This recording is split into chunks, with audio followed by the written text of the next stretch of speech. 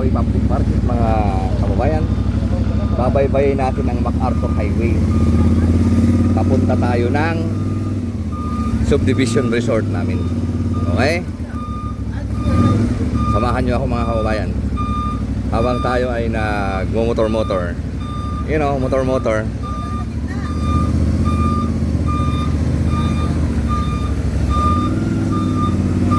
Oop, yaman ni popcorn. So, andito na tayo sa MacArthur Highway mga cars.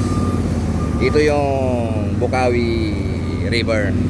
Yan, ayan yung kalagayan ng Bukawi River ngayong August 19. August 19 ba yan? August 19, 2026. So, babaybayin natin to. Ayan. Dito mga guards yung Bukawi Pet Market. Dito, oh, dyan. Yan, Bukawi Pet Market dyan. So, aakyat tayo dito sa tulay. Kasi baka baha eh. Okay? Samahan nyo kaming maglakbay sa ibabaw ng tulay. Hindi kami dumaan sa ilalim ng tulay kasi may pulis kasi doon. May pulis sa ilalim ng tulay. May pulis sa ilalim ng tulay. Wala akong lisensya. Naiwan ko sa bahay. Joke lang. Okay, patawag ako ng LTO eh. Joke lang yun mga kababayan. May lisensya tayo.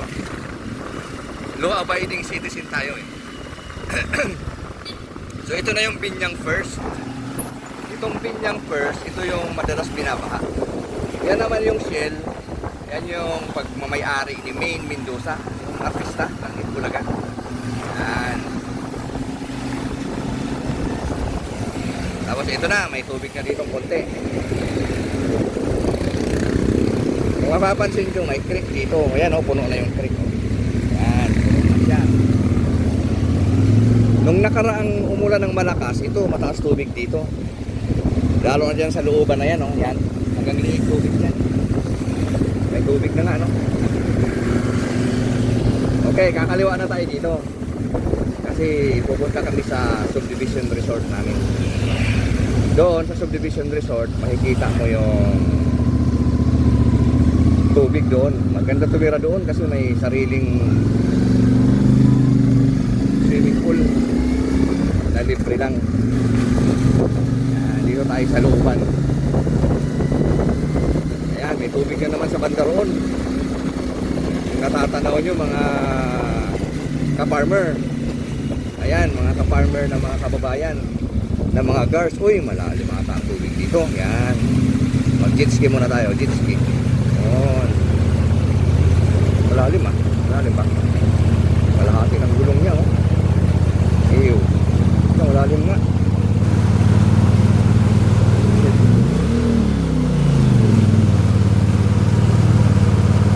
Malalim no? Wala yatang dumadaan dito. Tayo lang ah. Malalim mga kababayan ang baha. Nakikita nyo ba? Tinatanga yung paa ko. Tinatanga yung sinilas ko hanggang kuan ng babae oh. Hanggang dagpas ng bukong-bukong. Malalim ah. Ako lang yata ang nagtakang dumaan ah.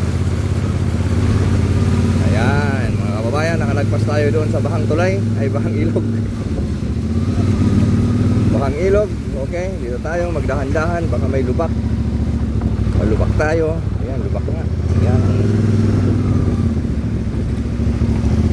Malalim pala doon. Nabigla ako doon ah. Ayan, oh, puno na yung kanal nila. Ito siguro yung creek na sinasabi no?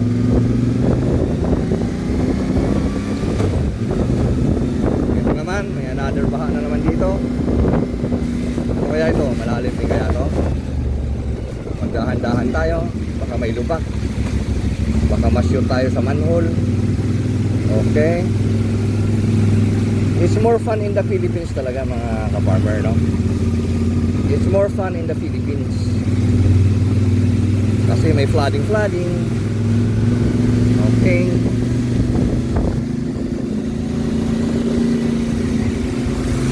Yun, medyo malalim din yun ah. Tapos, kakaliwa na tayo dito.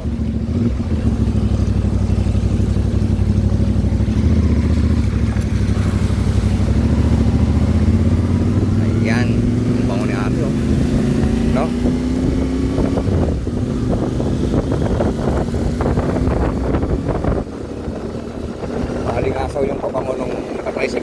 Kama nyo ba? Yan, dito na tayo sa Gonzales Street.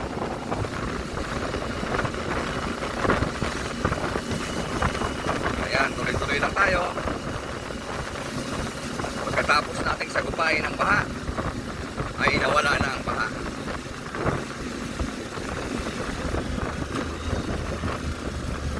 Malapit na tayo sa aming subdivision resort.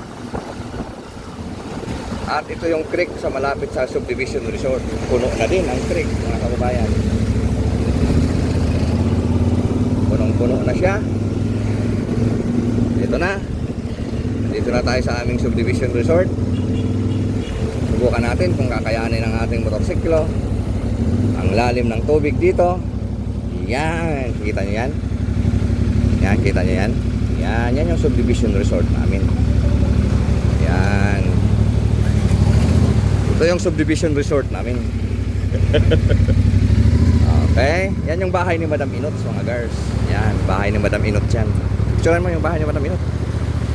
Hindi mo naman tinigturan ang bahay ni Madam Inot eh. Di ba ako naririnig? Yan. Malapit na tayo. Malapit na tayong lumubog. Ayan, medyo malalim mga girls. Mga hanggang malapit maghita. Ay, malapit magtuhod ang tubig. So, ito na tayo. Yan. So, papasok na tayo dito. Dito na tayo natin papasukin at tatapusin ang video to. Thank you. Please subscribe, like, comment, and pakishare na rin yung video para aware yung mga tao na taga rito tungkol sa baha na nangyayari dito sa Bukawi, Bulacan. Maraming salamat. Bye-bye.